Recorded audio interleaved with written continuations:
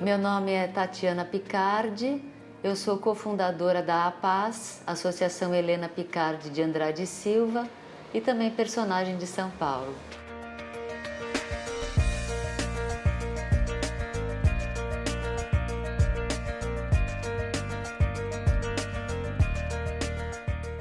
A APAS, ela surgiu da necessidade de transformar uma dor pessoal e familiar em uma construção solidária.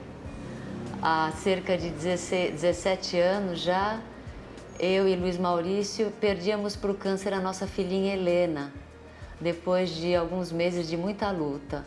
Infelizmente era um tumor muito grave no cérebro, muito difícil de tratar, e ela se foi, mas ela se foi e nos deixou uma missão, que no começo, na verdade, eu não aceitei como missão. Eu achei um horror essa história de ser presidente de instituição social. Eu queria minha filha de volta. Mas o Luiz Maurício, o pai da Helena, um idealista nato, achou que a gente deveria fazer alguma coisa, e aos poucos eu fui incorporando isso como um objetivo muito importante na minha vida.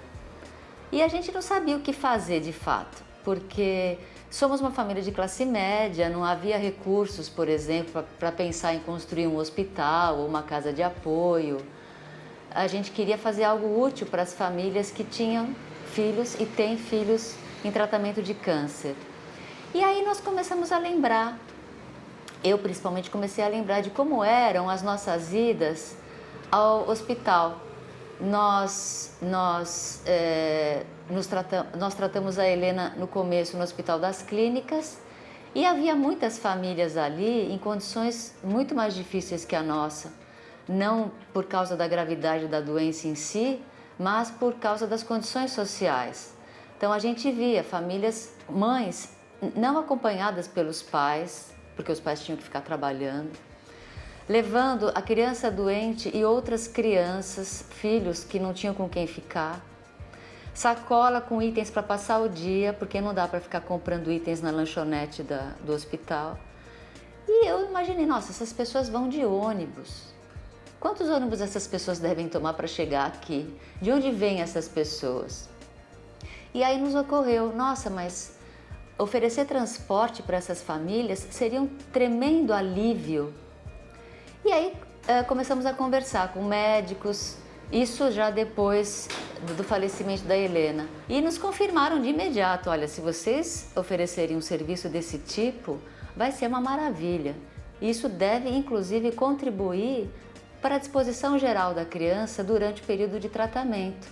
E aí pensamos, é óbvio que isso deve afetar positivamente a reação da criança, a disposição da criança para o tratamento e a própria disposição da família para enfrentar meses, porque são meses, indo praticamente todo dia ao hospital, indo e voltando num desgaste bastante grande.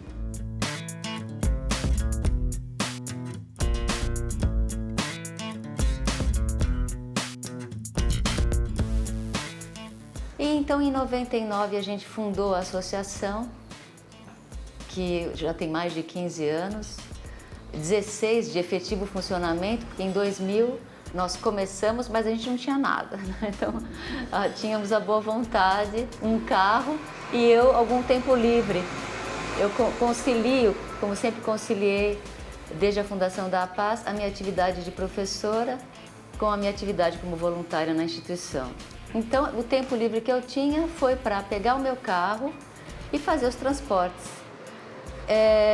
Uma amiga muito querida que eu conheci nessa época, porque se sensibilizou com a causa, se tornou voluntária, e eu e Vera, o nome dela é Vera, nos dividimos. Nós procuramos, em primeiro lugar, o Instituto de Oncologia Pediátrica do Hospital São Paulo, conhecido como GRAAC, que na verdade é a sigla da instituição que fomenta financeiramente o trabalho do hospital, inclusive fomentando o voluntariado.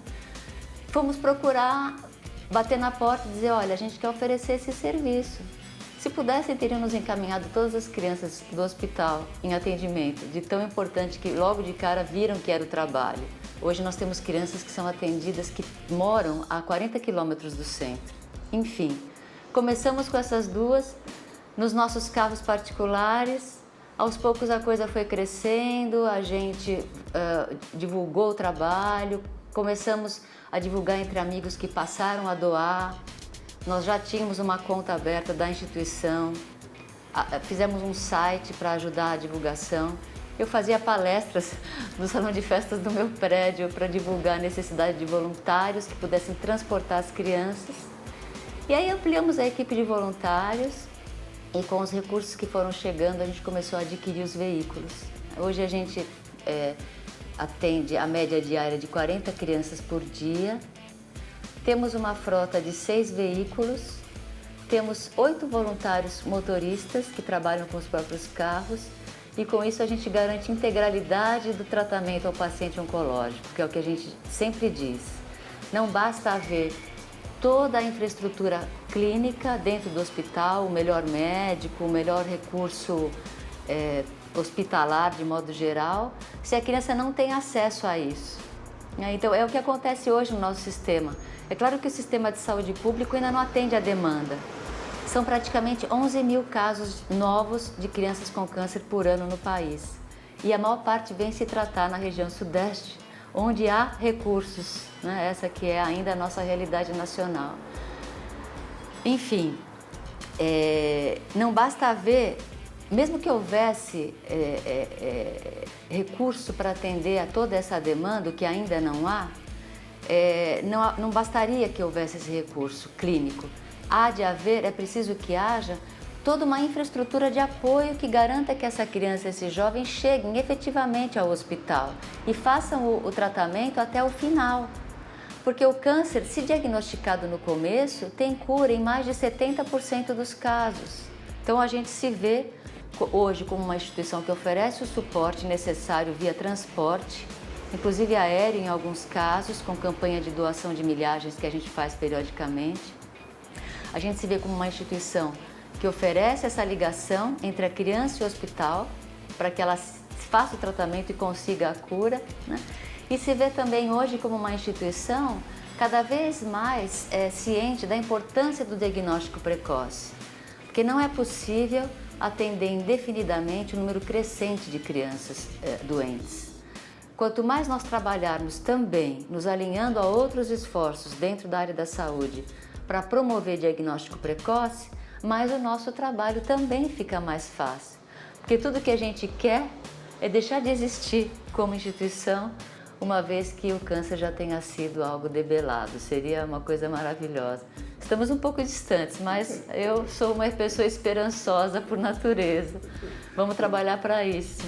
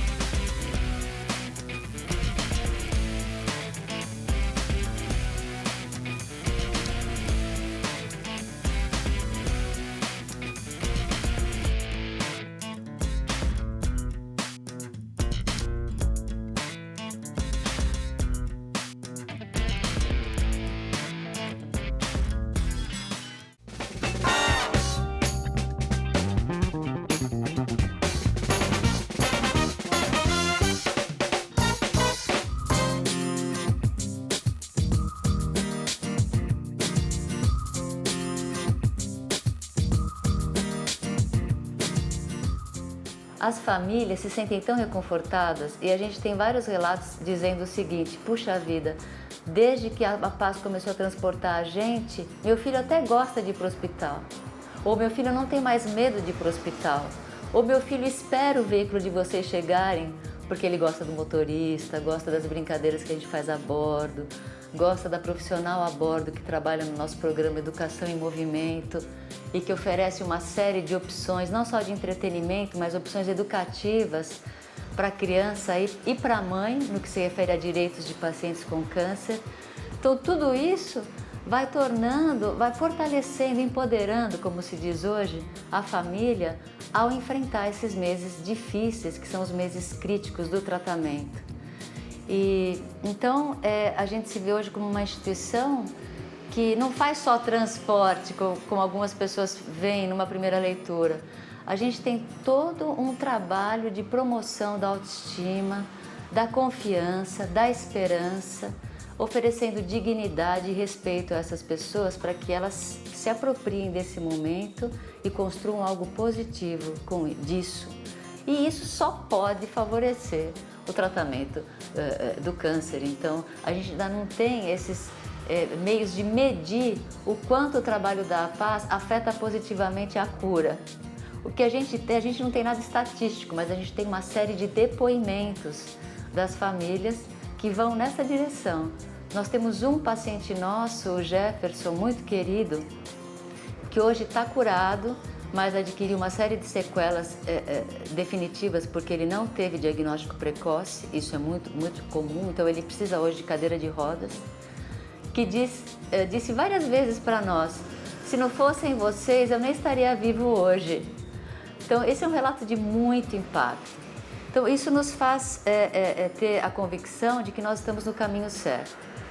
E mais, nós queremos ampliar as parcerias, inclusive com o poder público, para que a gente possa fazer o nosso trabalho crescer, não só em função do nosso próprio esforço de captação de recursos, porque o trabalho é todo feito na base das doações de empresas e pessoas físicas, e do nosso Bazar Beneficente, que é uma maravilha, e algumas parcerias via FUNCAD. Nós queremos também crescer com as parcerias. Então a gente vê hoje uma perspectiva muito importante de parceria com a Atende, que é o serviço da prefeitura que transporta pessoas com deficiência física. A gente tem vários casos como o do Jefferson, que é uma criança curada, melhor, um adolescente já, um homem praticamente, curado, que adquiriu sequelas, mas não tem condições de usar o transporte público, justamente por causa dessas sequelas. É paciente com perfil Atende. Então essas crianças deixam de ser atendidas pela Paz, passam a ser atendidas pelo Atende e a Paz abre vagas para outras pessoas jovens que têm o câncer e precisam do nosso atendimento, não é? Uma parceria que a gente precisa consolidar com a Prefeitura, e para isso eu quero conversar diretamente com o secretário dos Transportes, é voltarmos a ter permissão para usar os corredores de ônibus da cidade. Nós somos apenas 6 veículos, a gente não vai entupir os corredores. Somos uma entidade que é de utilidade pública municipal. Somos já, por definição, parceiros da Prefeitura. Então, o que a gente precisa é que isso se estenda para uma prática efetiva. Se a gente consegue o uso desses corredores, como já conseguimos, mas depois, por ter sido uma liberação informal, digamos assim, essa permissão nos foi tirada, se a gente reconquistar isso, mas como um direito permanente, como uma contrapartida pela parceria, a gente diminui o tempo dos trajetos, a gente economiza no tempo dos trajetos e no combustível que a gente gasta, a gente economiza na manutenção desses veículos e isso significa ampliação de atendimento. Então, hoje a gente se vê como uma entidade que promove integralidade ao paciente com câncer, mas também nos vemos como um agente bastante proativo para garantir esse tratamento através dessas parcerias e também, devagarzinho, promovendo ações em prol do diagnóstico precoce.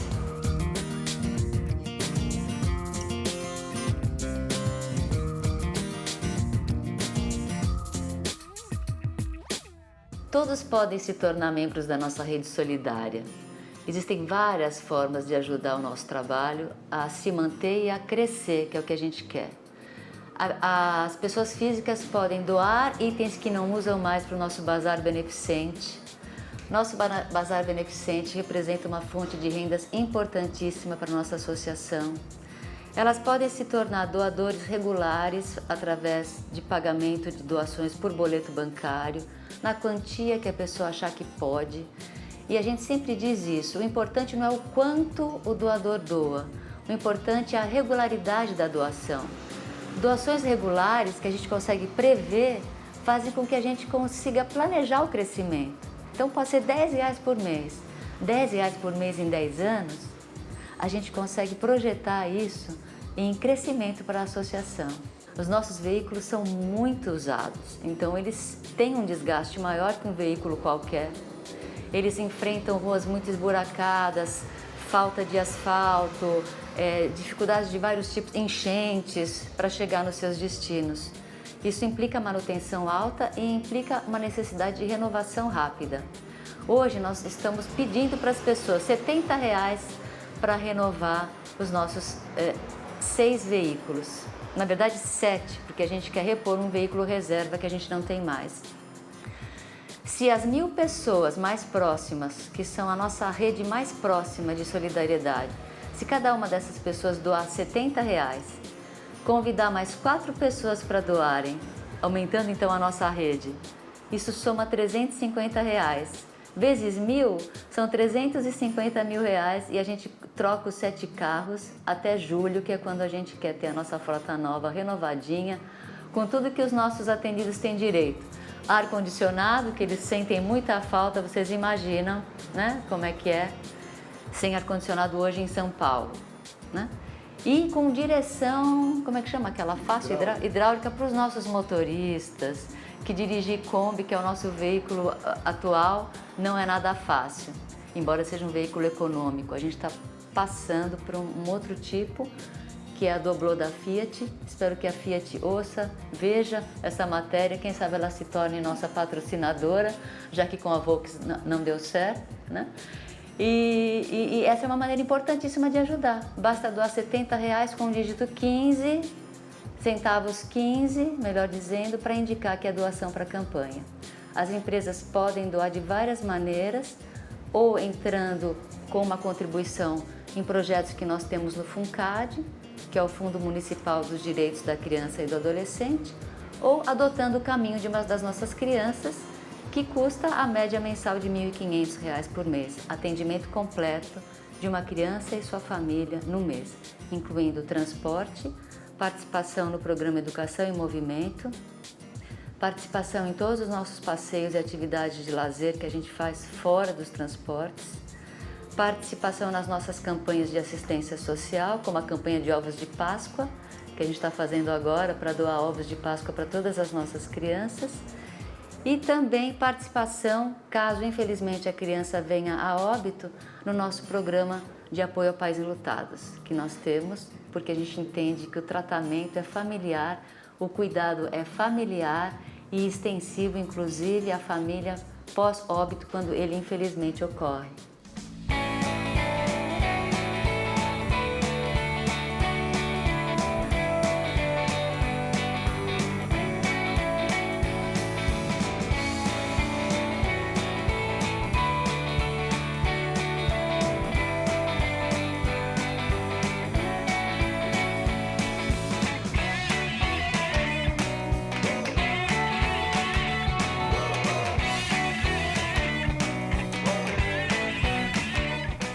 Sim, o direito básico de ir e vir. É um direito essencial, que é o direito básico de ir e vir, e o direito básico à saúde. As pessoas têm uma ideia limitada do que é direitos humanos. A gente quer direitos humanos sim para todos, todos mesmo. Solidariedade? Nossa, essa pergunta é difícil. A gente sabe praticar, mas não sabe definir, né? Acho que solidariedade é quando a gente entende que nós somos uma única espécie, a espécie humana, e que a gente precisa uns dos outros para sobrevivermos enquanto espécie. A atuação cooperativa em relação aos outros é o que vai fazer com que a nossa espécie sobreviva. Então, discursos de preservação da natureza, discursos de sustentabilidade, todos esses discursos que vão numa direção muito bacana de construção de uma sociedade mais harmoniosa, eles não se sustentam sem uma mudança individual e fundamental, que é a de ver o outro de forma solidária, como um igual, a quem você pode ajudar quando ele precisa e que provavelmente vai te ajudar quando você precisa.